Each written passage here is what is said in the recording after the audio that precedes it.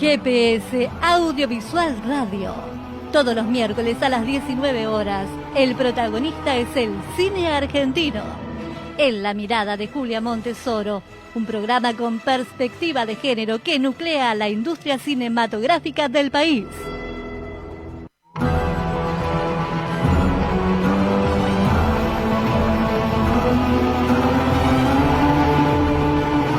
Buenas, buenas, buenas. Este es el programa 66 de GPS Audiovisual Radio, como siempre con todas las novedades de la actividad audiovisual argentina, con la producción periodística de Norberto Chap y la conducción de quien les habla, Julia Montesoro. Ya estamos comunicados entonces con el presidente del Instituto Nacional de Cine y Artes Audiovisuales, Luis Puenzo. Hola Luis, un gusto recibirte. Si podés desmutearte, así te escuchamos. Ahí estamos. Bueno, perfecto. Un placer tenerte con nosotros, Luis.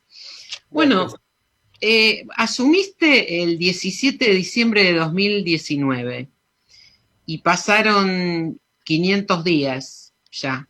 Y en el curso de este tiempo cambió la humanidad, diría, ¿no? ¿Qué acciones te habías propuesto hacer al asumir y conseguiste llevar a buen puerto?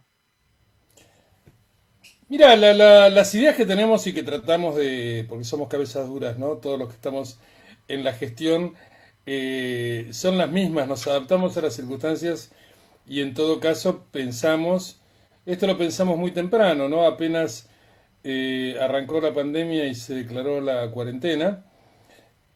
Pensamos que esto iba a ser un acelerador, que se iban a dar circunstancias que por ahí nos hubiera llevado años, no muchos, pero 4 o 5 años para hacer una transición en la situación del cine y yo creo, y la realidad nos confirma, que apenas salgamos de la cuarentena y entremos en una nueva normalidad que no sabemos cómo será, vamos a entrar en una etapa muy distinta de la producción de cine en Argentina, del cine argentino, de la exhibición de cine en Argentina y del cine en todo el mundo en realidad. Estamos aprendiendo el cómo será y tratando de estar preparados para el cómo, lo que venga. Ajá.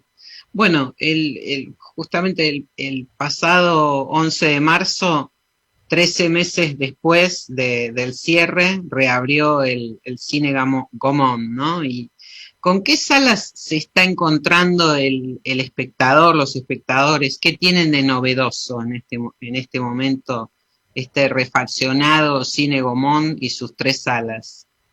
Mira, el Gaumont ha pasado a ser uno de los mejores cines del país. Sus 3 salas, sin duda la sala 1, que ahora rebautizada Leonardo Fabio, es una sala grande de 600 butacas y espléndida desde todo punto de vista, desde su tecnología a sus butacas, y es una de las mejores salas del país, no es una exageración decirlo así. Se ve muy bien, se oye muy bien, es muy confortable. Por el momento, esas 600 butacas tienen lo que se llama aforo de 180.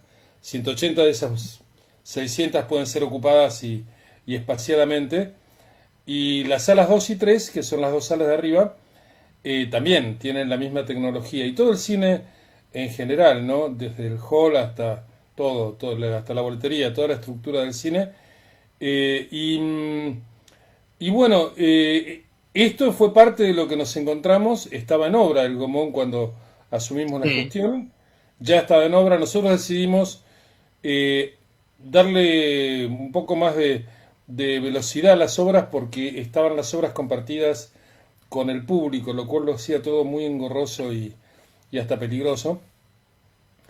Y bueno, cerramos el Gaumont con la intención de abrirlo en Semana Santa 2020, o sea, hace exactamente un año y monedas. Y bueno, ahí vino la pandemia, no se pudieron seguir las obras, retomamos apenas se pudo este año, a toda marcha para abrir como abrimos el día del natalicio de Piazzolla, ¿no? El 11 de marzo Sí. abrimos. Y bueno, durante este tiempo cerramos un solo día, lo cerramos porque cuando se decretaron las nuevas medidas, necesitábamos que el personal del Gomón fuera declarado personal esencial, porque las tareas que hacen son necesariamente presenciales. Un Claro. proyectorista, por ejemplo, o el acomodador o el boletero. Entonces, pudimos rápidamente sacar una resolución para que esas tareas sean declaradas presenciales y al día siguiente reabrimos. Fue lo único que cerramos. Con esas medidas nos adelantamos a muchísimas otras medidas de los organismos públicos que tienen la diferencia justamente de ser públicos, porque los privados nunca fueron alcanzados por esta medida. Ujú. Sí, hay protocolos, pero en las salas privadas también, pero como vos decís, no está declarado personal esencial, entonces, bueno, eso es una garantía para el público, para los trabajadores también del Gomón mismo y para, bueno, estar en regla con todos los protocolos que hay que llevar Y vos sabés, adelante. Julia, que el Gomont, entre las salas que se abrieron, es una de las que tiene un promedio más alto de público con Sí, respecto a su capacidad, ¿no? Cómo está funcionando, obviamente puramente con cine argentino. sí, Y esto tiene que ver con un fenómeno que se viene al que estamos muy, muy atentos. Así como en todo el mundo había una puja entre el cine de gran espectáculo, el cine de gran producción, básicamente el cine norteamericano, y las cinematografías locales, cinematografías de sí, menor presupuesto y más de cine de autor, al reducirse los aforos de las salas de todo el mundo a un 50% en el mejor de los casos o a un 30%, como es sí, aquí, eh, esa puja entre estas dos cinematografías se va a volver mucho más brutal en todo el sí, mundo. sí, Entonces, el lugar que le va a quedar al cine argentino va a ser mucho más exigido y peleado todavía de lo que era antes de la pandemia. Y nosotros desde el Inca estamos trabajando mucho, mucho, mucho por eso. Queremos tener un circuito, los espacios Inca y el ujú, Gomón, que siempre fue sí, como la nave insignia de ese circuito, eh, y trabajar en conjunto con las dos pantallas de televisión que tenemos. Una pantalla de televisión que es Cinear TV y Cinear Play, que es una pantalla de streaming. Y ya hicimos experiencias para programar juntos las pantallas de Cinear con el Gomón para darle salida al cine argentino, porque el cine argentino se le va a hacer muy difícil en los circuitos comerciales, si bien esa también es una pelea que no vamos a abandonar. Pero, pero creemos que el cine argentino tiene un lugar que está manteniendo, el Gomón está teniendo uno de los promedios más altos de público. ya estaba eso consolidada la asistencia de público en el Gomón antes de toda la pandemia y todo lo Sí, que ya sabemos, ¿no? A mí me consta que el Cine Gomón tiene tenía en ese momento un circuito de público propio que entraba y no diría que todos veían lo que hubiera, pero asistían a todas las funciones. Así que de manera que esta medida es también muy bienvenida, supongo que por toda la industria audiovisual argentina, porque es cierto lo que vos decís, o sea, las cinematografías locales prácticamente se quedan sin pantallas en este contexto de sí, globalización y de aceleración de las grandes producciones, ¿no? Y de las alianzas al mismo tiempo entre pantallas, productoras, distribuidoras, exacto. exhibidores. Es lo que se está viendo en todo el mundo. Uh-huh, Los dos sí, fenómenos importantísimos, nosotros estamos trabajando muy seriamente en ambos. Uno es el streaming, la cantidad de películas que se ven en plataformas y afortunadamente el cine argentino tiene su propia plataforma, que es Cinear Play, y creo que va a tener más plataformas propias. Eh, mm, y, y por otro lado, un circuito de salas propias, que lo viene desarrollando y alimentando hace muchos años, los espacios Inca y el Gomont, sí, eh, y también aspiramos a tener más salas. Venimos hablando de esto con el ministro de Cultura, hay salas posibles con las que estamos hablando para aumentar el circuito, un circuito autoral, digamos, para el cine argentino. Ahora, bueno, justamente vos mencionabas, que lo anunciaste en la reapertura del Gomón el 11 de marzo, que después de esto seguían remodelaciones, seguían los 80 espacios Inca que existen en el país, ¿no? ¿Esto implica remodelaciones en esos espacios, mejores prestaciones? ¿Cuál es la idea respecto de este circuito de salas nacional? Es muy complejo porque, así como el Gomón es propio del Inca, es un cine propiedad del Inca, Sí. los espacios Inca son cines adheridos, no son cines del Inca, y de muy diversos orígenes. Hay cines privados, hay cines que son un salón de actos de un municipio, que algunos de ellos están dedicados plenamente a hacer cines, y otros son cines, algunos días sí y otros no, porque se usan también para otras cosas. Eh, y entonces cada uno tiene sus propias características, tiene sus propios problemas. Lo que ha hecho el Inca siempre y seguimos haciendo es aportar tecnología, proyectores, lentes, sonido, mejorar las salas en lo que se pueda, ayudar en lo que pida cada uno de los espacios Inca, que son, como te digo, muy disímiles entre sí, tienen muy distintas necesidades, además hasta por el lugar donde están. Algunos están en pueblos muy chiquitos, Sí. otros están en ciudades grandes. Entonces, y los que están en ciudades grandes compiten con los circuitos comerciales, con los shoppings. Los que están en pueblos pequeñitos, hay veces que son el único cine del Sí. pueblo, Sí. llegando al extremo de los cinemóviles, que no son edificios, sino móviles, no Claro. camionetas. Entonces, eh, toda esta red tiene una gran complejidad en la que estamos trabajando. De hecho, en este momento, de esos 80, están abiertos unos 25. Digamos, hay muchos que no han podido abrir o no se han animado todavía a abrir por las condiciones particulares de sus lugares, ¿no? Ahora, te pregunto, porque no sé cómo es en ese sentido, pero en algún momento se habló hace muchos años de que, bueno, la programación, dada la tecnología digital y las formas de circulación de los contenidos digitales, de las películas en este caso, eh, permitían que las salas fueran programadas prácticamente al mismo tiempo, o sea que hubiera la misma programación aquí en el Gomón o en la sala de la Quiaca. En ese sentido, ¿qué está pasando o qué va a pasar con la programación de los espacios Inca? Nosotros creemos que es relativo porque no es lo mismo programar el cine en un pueblo pequeño que en una ciudad.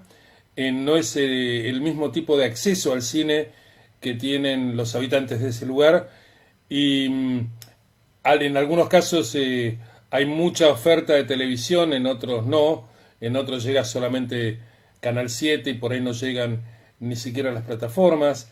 Entonces, las programaciones tienen que dar respuestas diferentes, ¿no?, a cada lugar, y tampoco son iguales las películas. Digamos, a las películas, algunas películas son más apropiadas y a sus productores les interesa más llegar a ciertos lugares que a otros, y también las regiones, no es lo mismo la Patagonia que el noroeste, digamos. Sí. Entonces, tenemos que atender muy particularmente a esas características, y si bien nosotros podemos programar desde la calle Lima, desde el Inca, desde la capital, tenemos que atender mucho en la programación a la programación local, a lo que quiere y sabe programar el encargado de ese cine en ese lugar, ¿no? Así bueno, es complejo, y tenemos que atender a todo eso. Lo único cierto y común a todos es que el cine argentino necesita ese circuito, Sí. que probablemente en esta situación, después de la cuarentena, va a ser una gran parte, no quiero decir la única, pero sí una gran parte de la posibilidad del acceso en salas con espectadores, digamos, mirando esa pantalla. Y además, el otro acceso que sí programamos desde aquí, que es el streaming, ¿no? Que es Cinear Play, que ha crecido exponencialmente durante la cuarentena. Se ha multiplicado por 4. Es notable. Tenemos, nosotros llegamos entre Cinear TV y Cinear Play a más de 2 millones de espectadores todas las semanas. Jueves Estreno ha sido notable. En Jueves Estreno, que es un programa, para quien no lo haya visto, de 2 películas por jueves a lo largo de todo el año, y que siguió un poco en el 2021, permitió el contacto con el público de más de 100 películas argentinas. Sí. Es un número.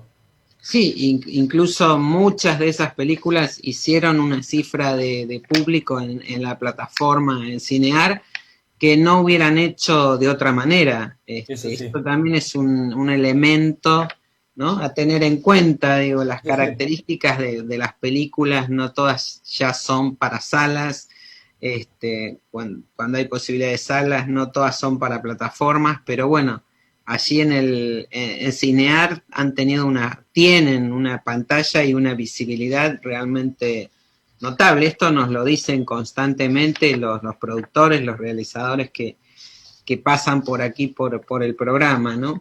Ahora, ¿en qué estado se encuentra el plan de fomento que está vigente desde 2017? Estamos por empezar a discutir. Hemos discutido parcialmente algunas cosas, pero estamos por presentar nuestra idea, quiere decir la idea de la gestión del nuevo plan de fomento, ahora, en abril, y para discutirlo con las entidades, con las autoridades provinciales, con todas las productoras federales, porque ya hay muchísima producción en todo el país, y además ese plan de fomento tiene que contemplar todas las realidades, ¿no?, del cine, todos los tamaños de películas, todas las envergaduras de películas, de presupuestos, y tiene que contemplar particularmente lo que nos está pasando ahora, esta transformación que yo te decía de cómo es producir ahora.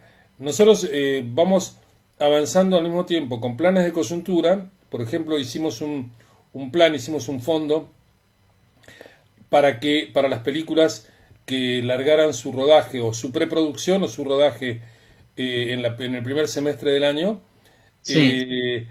Y bueno, ya nosotros suponíamos que podíamos llegar a un número de 50 películas que largaran, y ya adhirieron a este programa más de 35. O sea que estamos seguro vamos a llegar a las 50 que preveíamos de aquí a junio.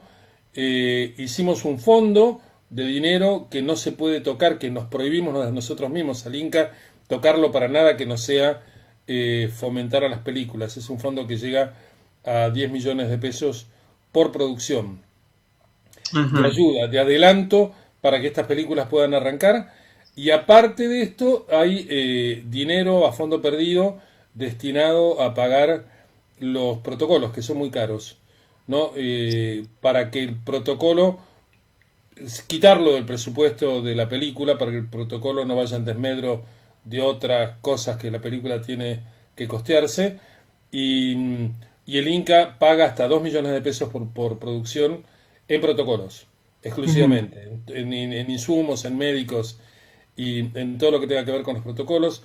Bueno, hay varias medidas de fomento para que la rueda empiece a girar, para que se pueda producir, para que las películas se hagan. Y se hagan con las medidas de protección lógicas que implica estar en una pandemia que no cede, ¿no? Entonces, hay, como te decía, tenemos anunciadas, que se anunciaron ante el Inca y pidieron ser parte de estas ayudas, 35 películas en lo que va del año. Que estaban en distintas fases de producción, digo, porque hubo muchas... películas que no habían empezado. Que no habían empezado. Películas que no habían empezado y que quieren, o que habían amagado empezar su preproducción, pero no habían empezado el rodaje, o que ni siquiera habían empezado la preproducción. Después hay otras ayudas para películas que se habían interrumpido, que sí se estaban rodando y estuvieron obligadas a parar, y también para otras películas que estaban en otra etapa, que eran las que sí se habían filmado y estaban en postproducción y durante la pandemia se fueron terminando. O sea que son diferentes programas y diferentes planes para atender las diferentes etapas de producción. Cuando Ahora, te digo 35, te digo que están largando este año 2021. rodaje, ajá, bien. Ahora, bueno, en los últimos días del año pasado hubo un pronunciamiento de entidades que se manifestaron críticamente, ¿no?, con la gestión, y bueno, deduzco que muchas de esas, que no solo conocés de qué se trataban los reclamos o los pedidos, sino que también conocés a muchas de las personas que integran esas instituciones.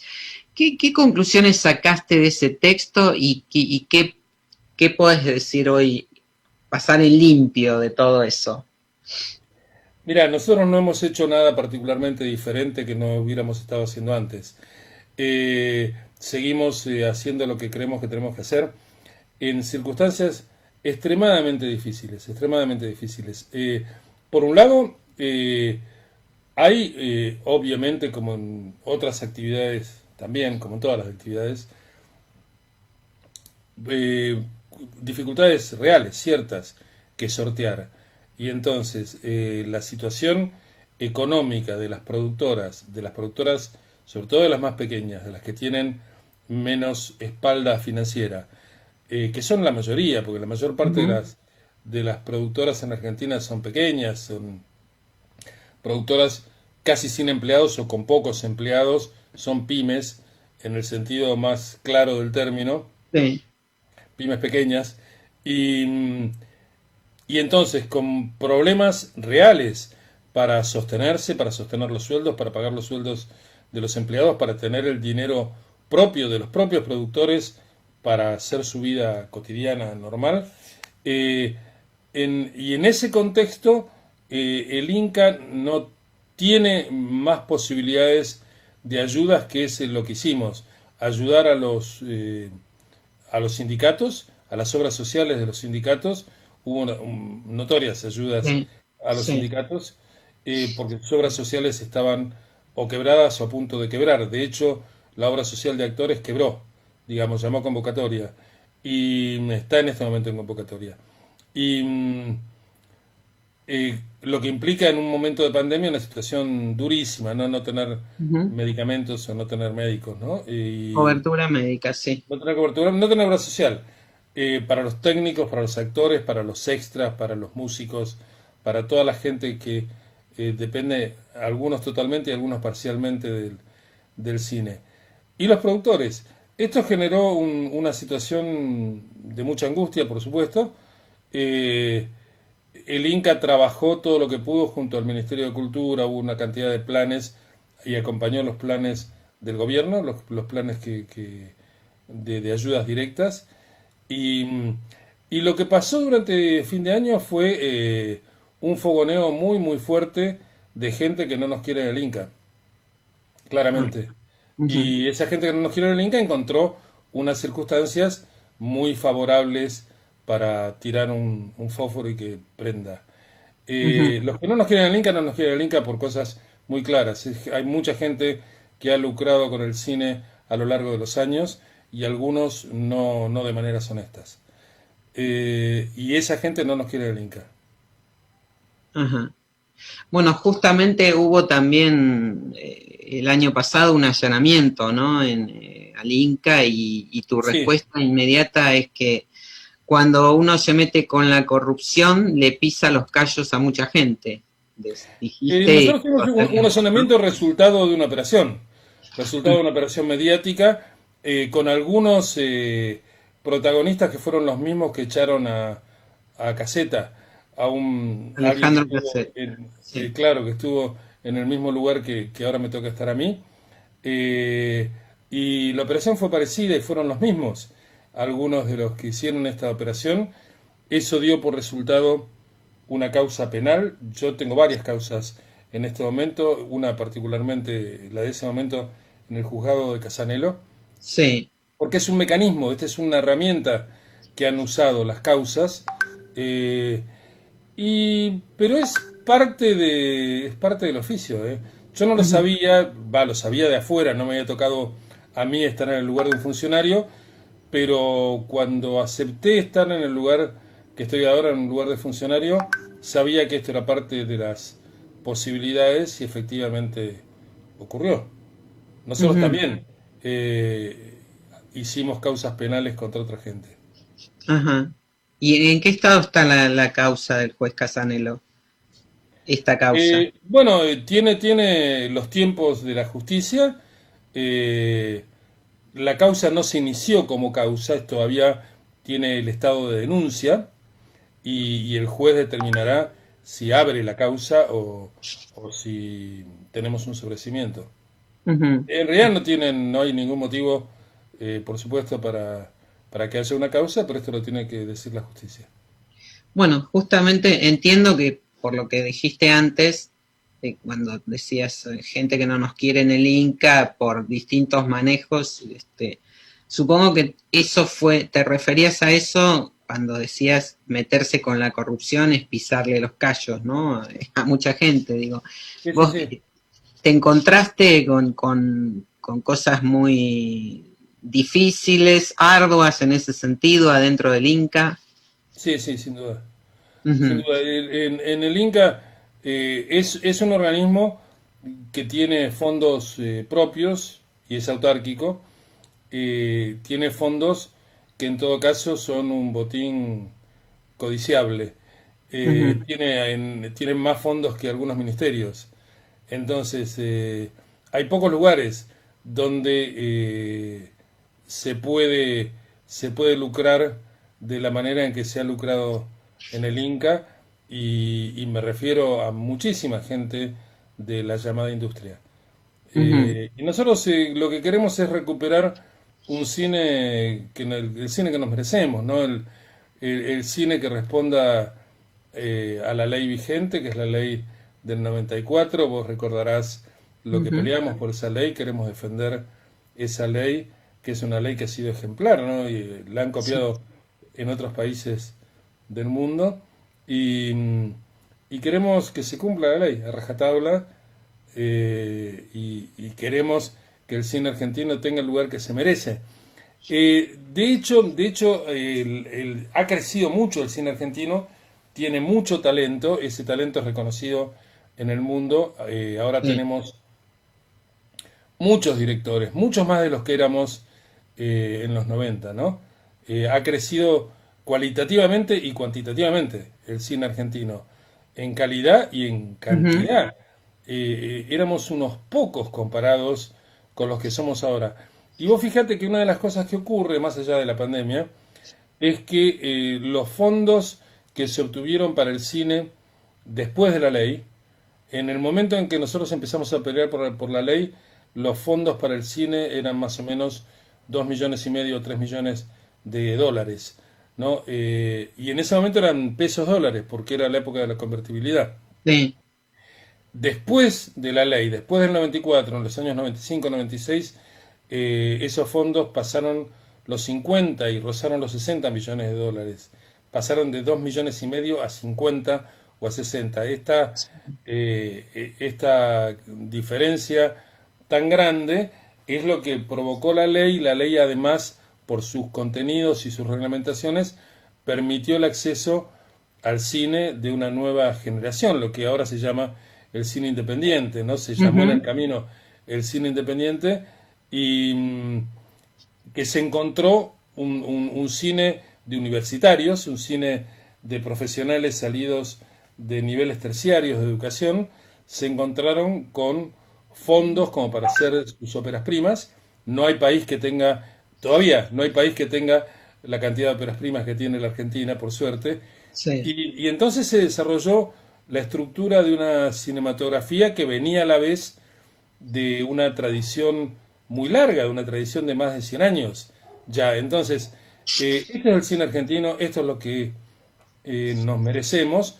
pero al mismo tiempo esos fondos fueron muy codiciados. Y vos fíjate que lo que nos pasó para cerrar esto es que los fondos han seguido siendo a lo largo de los años buenos, malos, digamos el 2000 y 2001, Sí. el fin de la convertibilidad.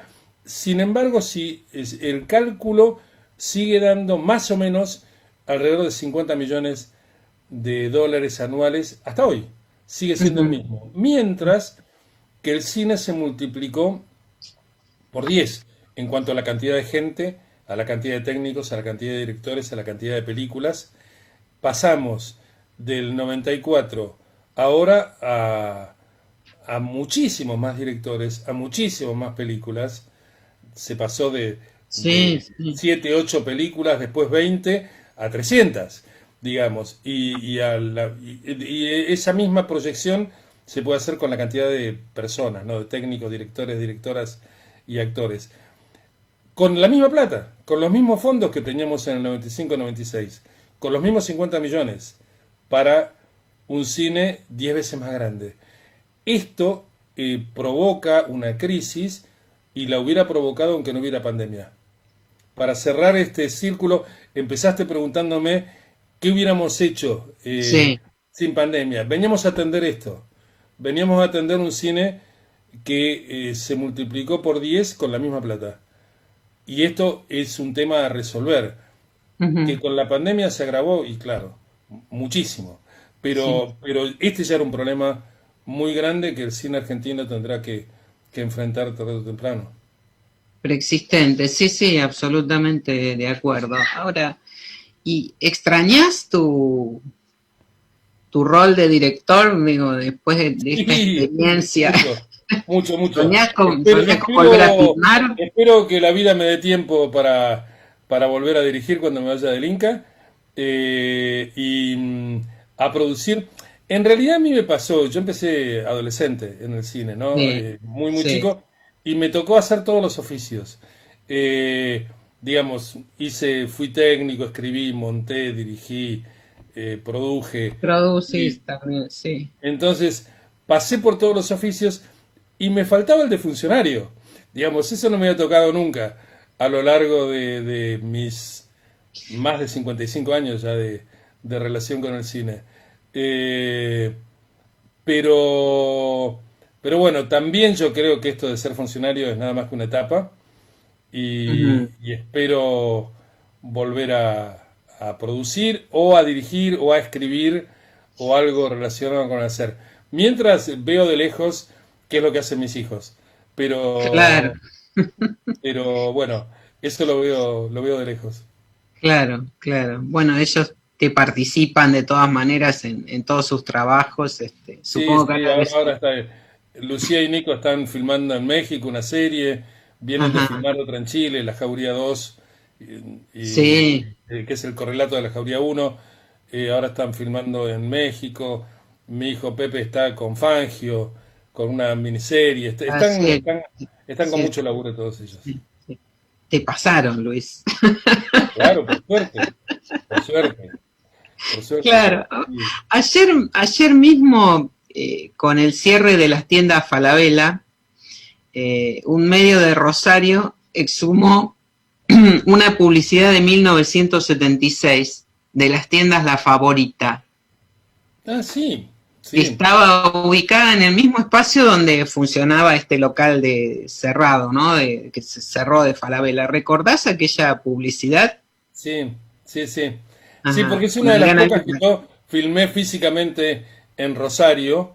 Eh, sí, sí, sí, me acuerdo, era una especie Ajá. de visión policial que servía como excusa para mostrar toda la tienda, que era una gran tienda, como fue Gatti Chávez Sí, o Jaros, sí, o sí, sí, las sí. tiendas la favorita.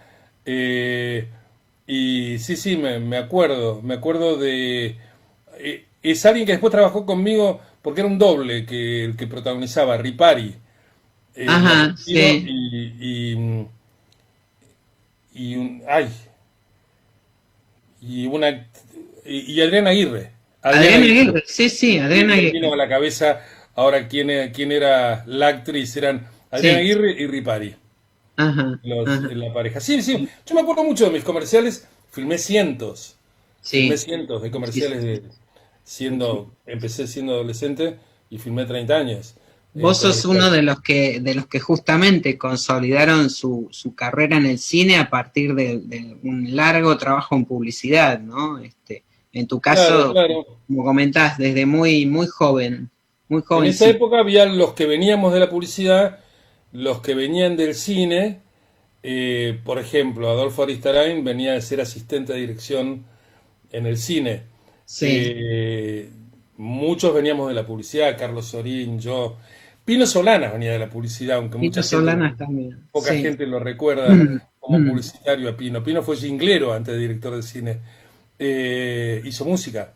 Y Jusid, bueno, Claro, Juancho muchos, Cuchet, sí, sí, sí, sí. muchos que veníamos de la publicidad. Eliseo, también. Eliseo Subiela, sí, también, Y también. yo qué sé, muchos tuvimos como escuela la publicidad en aquellos años. Ujú. Y ahí, bueno, justamente eso fue, ¿no? Una escuela de aprender a filmar a contar una historia en pocos minutos o segundos, y bueno, fue un gran Sí, ejercicio, y seguramente. estar en un rodaje con la cámara de un lado y el mate en la mano, 2 o 3 veces por semana. Filmar, Claro, filmar, filmar mucho, mucho. claro. En la semana, en la mitad de los días filmábamos. Entonces, muchas horas de vuelo. Muchísimas. Bueno, y ahora como presidente del Inca, ¿el Inca está mejor o peor que hace 500 días? Para cerrar Yo creo que está este mejor. balance. Yo creo que está mejor. Hemos logrado, es difícil el Inca, es mucha Sí. gente, tiene muchos frentes abiertos, tiene muchos vicios enquistados, tiene muchas malas costumbres, malas Ujú. prácticas, eh, y muchísima gente que lo adora. Nosotros digo los que venimos de afuera, no los que vinimos a la gestión como Nico Batle, como Raúl Rodríguez, yo digamos los que estamos dirigiendo el Inca, eh, que venimos de afuera nos encontramos con una gran sorpresa que es la gente que viene del Inca desde hace años. Cuando hemos podido detectar, digamos, quién es quién y las experiencias de cada uno, y hemos nosotros llevado a niveles directivos a mucha gente del Inca, y eso ha sido una sorpresa extraordinaria, porque hay mucha gente en el Inca que, que es muy buena, que lo quiere mucho al Inca como Sí, instituto, como organismo, sabe mucho del Inca, sabe mucho más que nosotros, nos dicen cómo son las cosas. Nosotros podemos tener ideas, pero quien nos dice cómo llevarlas a la práctica son los que están en el Inca de mucho antes, ¿no? Que claro. algunos nos conocíamos, nos los cruzamos cuando Sí, éramos sí. productores que transitábamos los pasillos del Inca con una película. Pero bueno, desde adentro es otra cosa, ¿no? Como se ve. Y, y ha sido una gran sorpresa y nos ha llevado tiempo, pero este año difícil, cuarentenados y Mm, trabajando desde las casas y toda esta situación, al mismo tiempo hemos podido ir detectando quién es quién y armamos una estructura humana, digamos, un equipo de gente excelente, donde la mayor parte es gente que estaba en el Inca mucho antes que nosotros. ujú, ujú. Bueno, es recuperar también el expertise de alguna manera, ¿no? Exacto, En lo claro, público, claro. que también es muy importante, porque es la gente que conoce y que, bueno, te orienta cuando vos venís de afuera, vos venías de la industria, no de afuera, pero La en la gestión gestión, pública, la gestión claro, pública es muy difícil, ¿eh? Es sí, diferente porque yo he tenido productora de los 20 años. Digamos, sí, arranqué a los 16 17 a filmar y a los 20 puse mi primera empresa. O sea que sé lo que es la gestión y la gestión empresaria. Y en la gestión empresaria, y sobre todo en empresas chiquitas, ¿no? Como las que hemos tenido, uno dice, vamos a hacer tal cosa, y al día siguiente la estás haciendo. Claro. Y en la gestión pública no es así, es muy difícil entender la lógica de la gestión pública.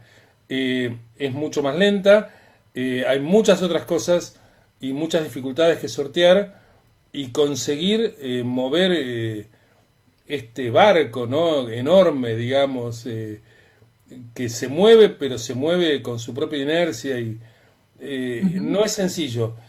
La verdad que es todo un aprendizaje. Después de haber hecho gestión pública, gestión personal, digamos, gestión privada, toda la vida, 50 y tantos años, como te cuento, Sí, sí. enfrentar la gestión pública y aprender todo nuevo, porque es diferente. Y es una hermosa aventura, ¿eh? A mí me pasaba que muchas veces me ofrecieron ser director, presidente del Inca.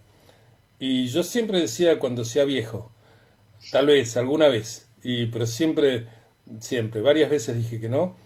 Y esta vez dije que sí, una porque ya soy viejo, y Bueno, entonces creo que me tocó, y por otro lado porque creo mucho en el gobierno del presidente Fernández. Y ujú, creo que me pareció que era ahora o nunca, que lo que hay que claro. hacer, hay que hacerlo. Y, y lo estamos haciendo con muchas ganas, los que estamos ahí. Bueno, Luis Puenzo, muchísimas gracias por tu tiempo, por tu dedicación y bueno, volveremos a encontrarnos en otra oportunidad para que nos sigas contando las novedades que vayan surgiendo en la industria audiovisual argentina desde el sector público. Y espero que con mi próxima peli, si la vida me da Sí, tiempo. claro, claro que sí, la estaremos esperando. Te mando un abrazo enorme, Luis Puenzo. Muchísimas gracias. Un abrazo. Bueno, seguimos entonces con GPS Audiovisual Radio. Adelante, Johnny. Productores audiovisuales. Encuentros con los protagonistas. Segunda temporada de podcast en GPS Audiovisual. Los cambios de la industria, las nuevas plataformas, los desafíos que vienen. Productores audiovisuales. Encuentros con los protagonistas.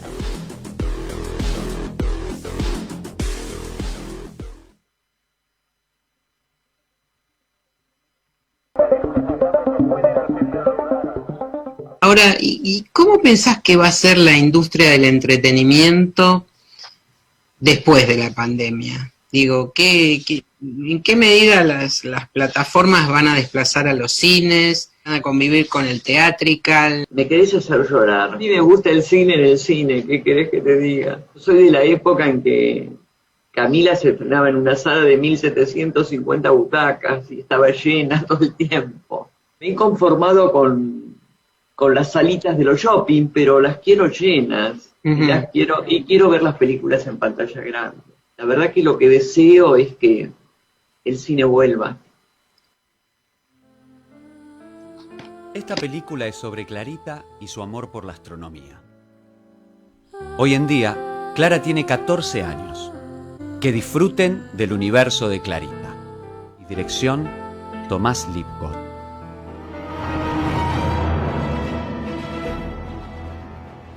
Entonces, del universo de Clarita, recuerden, están disponibles nuestros podcasts con productores audiovisuales, también el Foco Montes Bradley en nuestro canal, en el canal de GPS Audiovisual de Vimeo. Allí se van a encontrar entonces con estas películas disponibles gratuitamente y en forma online durante 2 meses. Las pueden ver en el momento que quieran, cuando quieran, como quieran, pero véanlas, son súper recomendables. Y ahora entonces estamos con nuestra siguiente invitada. El jueves 29 se estrena 10 Palomas, un thriller que sigue los pasos de un asesino serial a través de un investigador que tiene profundos problemas emocionales. Él es el personaje interpretado por Guillermo Fenning. La directora de este thriller es Tamae Garategui, que está con nosotros. Hola, Tamae, ¿cómo estás?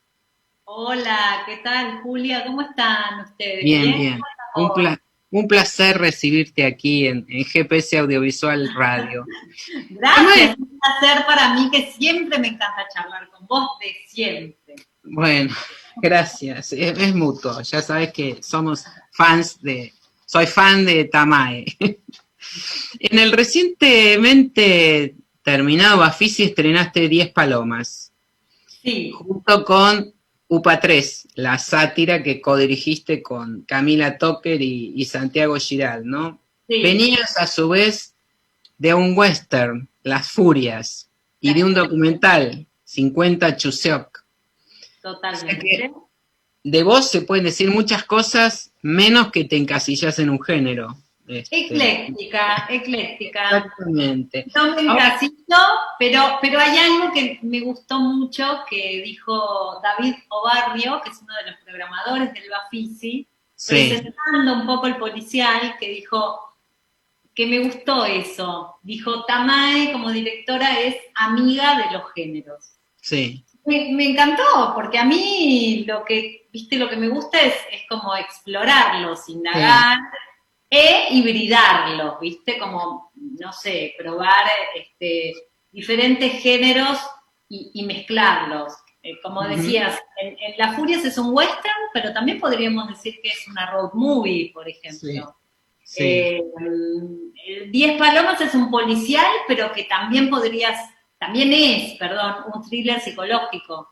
Entonces, ¿no? Como que me gusta ahí chocar, mezclar, hacer como un cóctel de géneros. Ahora, en el caso de este thriller, ¿no? De 10 Palomas, ¿cómo llegaste? ¿Qué te encantó de la historia para plantearte justamente ese género, contarla desde ese género y además desde el ámbito judicial? Mirá, otro mundo, el policial, ¿no? como género, creo que es uno de los géneros más visitados por todos los directores que se precien como tales. Es un género que todo director quiere visitar, ¿viste? No sé tanto un western, no sé tanto una película de vampiros, pero los policiales siempre, ¿no? Es como, por tradición, casi todos los directores gustan de probarlo. Tenía ganas hace mucho de meterme como en un policial, digamos, más clásico, si querés, ¿no? Porque, bueno, no sé, Mujer Lobo es una asesina serial, pero bueno, es un poco más alocado el acercamiento a eso. Acá en este caso era, bueno, un detective, un jefe de homicidios que se mete en la investigación de unos crímenes. En ese momento, Julia, que te diga 2015, lamentablemente pasaba lo mismo que pasó este año, digamos, como una gran indignación como con el Poder Judicial, con los jueces, sobre cómo tratan el tema de los femicidios, ¿viste? De los crímenes, de los crímenes hacia las mujeres. Y me encontré con este guión, un guión de Miguel Forza de Paul. Yo ya con él había trabajado en Hasta que me desates, y tuve ganas de pensar qué pasaría si, viste que yo trabajo mucho con esto de un poco de dar vuelta a cuestiones que en general se ven de una manera. Un poco en Mujer Lobo era, bueno, siempre los asesinos seriales, en su mayoría el 98% son varones. ¿Qué pasa si fuera una mujer? En este caso decía, bueno, ¿qué pasa si las víctimas fueran ellos, no? Como me atrajo un poco esa idea, ¿no? Como, ¿qué pasaría? ¿Qué pasa, no? De ver cuerpos de varones desnudos, ensangrentados, y todo lo que eso conlleva. No sé si podría contar más porque tal vez spoiler. Tiene spoiler, claro. Decir, como que hay algo de dar vuelta a esa situación que me pareció interesante, indagar, ver qué sucede ahí, ¿no? Y el guión tenía un comentario ya desde esa época, como de todo esto que lamentablemente sigue bastante parecido hace ya un tiempo a esta parte.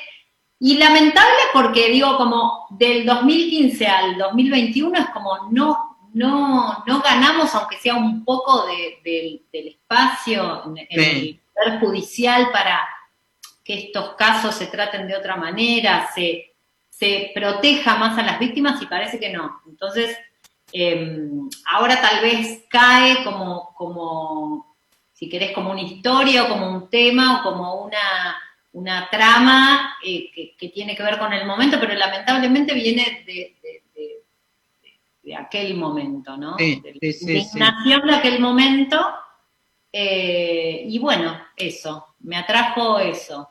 Ahora, ¿hay una mirada social o política, si querés, en la película? O a lo mejor más genéricamente en tu cine?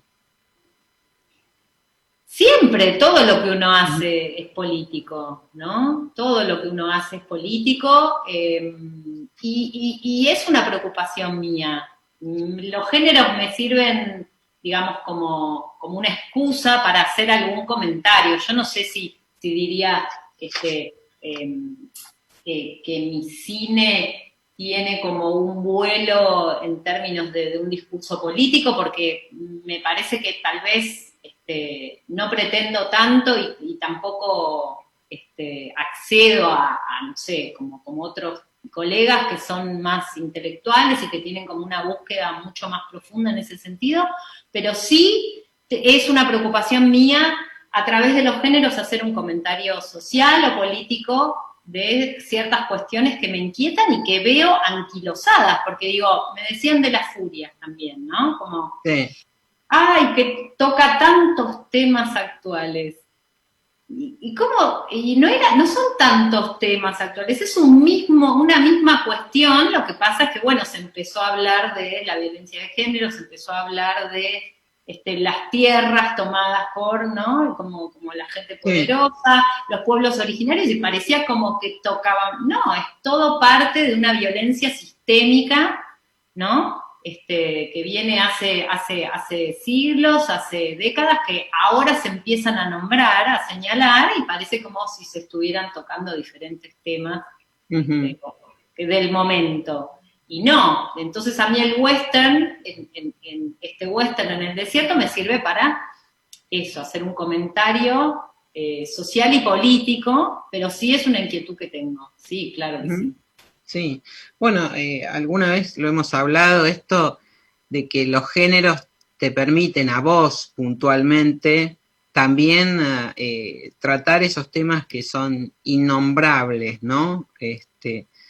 Entonces, totalmente. Bueno, los abusos de poder, los abusos sexuales, la violencia de género, y que también creo recordar que vos decís que el cine, por otra parte, es entretenimiento. O sea, con esto querés decir, entiendo yo, no hace falta bajar línea para hablar de determinadas cosas, pero se pueden hablar de esta manera, ¿no? Las películas de George Romero y los zombies eran solo estaba diciendo que vienen unos muertos en vida. No, estaba diciendo como otras cuestiones que sucedían en el momento, señalando. A veces el cine, el cine de género se adelanta un poco a la época y está como señalando cuestiones de las cuales no se puede todavía nombrar o decir.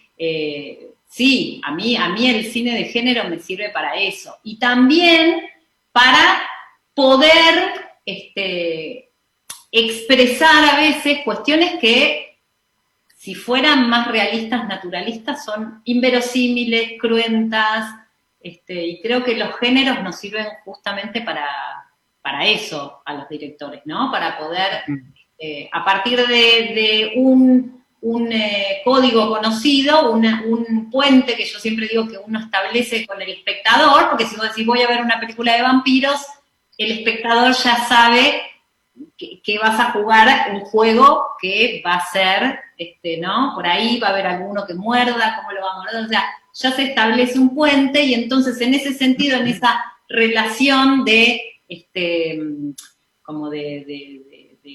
establece como un código. Claro. Un código con el espectador, y el espectador ya está como más abierto a recibir esos comentarios, esas historias. A veces las espera el espectador, ¿no? Como un poco desmadradas, un poco exageradas, un poco temas difíciles de tocar. Bueno, nada, sin ir más lejos, ¿te acordás Hasta que me desates? Que tocaba el tema de la necrofilia y la eutanasia. La eutanasia, juntos. Sí. Ay, Tama de Garategui. Ahora, hay una recurrencia de las películas, es que detrás de cada muerte hay una paloma, ¿no? Merodeando ahí el cadáver o el muerto. ¿Qué representa para vos las palomas? La peste. Ajá. Ahí me responde la directora porteña, que es que, bueno, a mí no me gustan las palomas y tampoco las palomas como plaga, ¿no? Que tenemos acá en Buenos Aires, entonces sí. Era como una especie de venganza contra las palomas. Que cada vez que uno se sienta a tomar un café te vienen las palomas a sí. Y todo eso, pero también como, bueno, significa, ¿no? Que podría significar algo puro, podría significar la pureza y la paz, pero también es una plaga y también puede, como en este caso, representar algo más oscuro, algo oculto, ¿no? Uh-huh. La paloma un poco por eso, pero tampoco porque no se puede spoilear. No, sin entrar en detalles. Sin spoilear, pero como directora porteña, las palomas es una inquietud que siempre, ¿no? Uno tiene en la ciudad. Ajá. Bueno, la ciudad, ahora que decís Buenos Aires, y una Buenos Aires nocturna es el escenario principal. Y diurna también. Y diurna, que era fue el desafío, porque creo que Buenos Aires de noche es, bueno, a mí me encanta Buenos Aires siempre, pero de noche creo que es muy fotogénica, es una ciudad que es muy, la arquitectura, las diagonales que tiene, es muy cinematográfica, pero de día a veces es más hostil, la luz y todo eso, pero creo que con Connie Martin y Juan Manuel Casolati pudimos trabajar como en el look de esta Buenos Aires de día, que especialmente el protagonista tiene un problema de fotosensibilidad, el sol, y entonces era interesante trabajar eso, y a mí me gusta el resultado. Y me gusta haber podido representar esa zona, que también, bueno, me encanta Buenos Aires, ¿no? Ya me quedan, por suerte me quedan muchos barrios, pero la zona de Tribunales, Plaza Lavalle, Diagonal Norte, toda la zona del Obelisco. Lograste que se vea bellísimo todo eso, que por ahí de día es bastante... Exacto, ¿no? Y es una zona un poco que uno tiene muy vista, pero en los noticieros, como de una manera como vista y muy, ¿no? Como que no está mostrada con el esplendor que tiene, porque está ahí el Teatro Colón, está, ¿no? Plaza Lavalle, que es preciosa, la diagonal la otra diagonal por donde se ve el Obelisco, bueno, toda una zona que yo quería que tuviera un poco más de glamour. Bueno, está muy logrado ahí en 10 Palomas, debo decirlo, yo tuve oportunidad de verla y la recomiendo entonces. Tamae, muchísimas gracias, un placer como siempre conversar con vos, y bueno, el 29 entonces será el estreno de 10 Palomas presencial. Por fin. Ahora, hoy sí, después vamos viendo, es día a día, todo por ahora. Claro. Bueno, está bien. Mientras tanto vos seguirás con otros proyectos, me imagino. Sí, yo siempre sigo para no aburrirme y para ahora no decaer. Así que sí, sigo ahí con cosas. Claro. Bueno, Bataclana, ¿no? Bataclana, que con la Toker estamos desarrollando esa serie que ya viene muy desarrollada, producida por Magna, que es espectacular. Es una serie que va a transcurrir en los años 90 en el Teatro de Revista, así que bueno, Esa es lo próximo que sigue, serie. Y Bueno. peli, pero bueno, después te cuento otro día. Dale. Bueno, te mando un beso enorme, Tamae Garategui, muchísimas gracias, ¿eh? Gracias, Y Julia. bueno, lo mejor con 10 palomas entonces, ¿eh? Seguimos, entonces nos despedimos ya, nos estamos despidiendo de este nuevo programa de GPS Audiovisual Radio. Recuerden, como todos los miércoles a las 19 por Radio Trend Topic, todo el cine y las producciones audiovisuales argentinas tienen lugar aquí, en GPS Audiovisual Radio. Síganos en www.gpsaudiovisual.com, el portal del audiovisual argentino. Y ya saben, como decimos siempre, vean cine argentino. Hasta el próximo miércoles.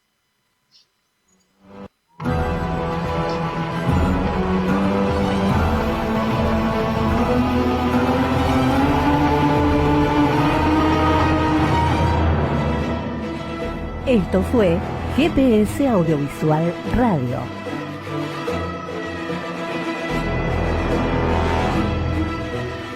Los esperamos el próximo miércoles a las 19 horas por Radio Trend Topic.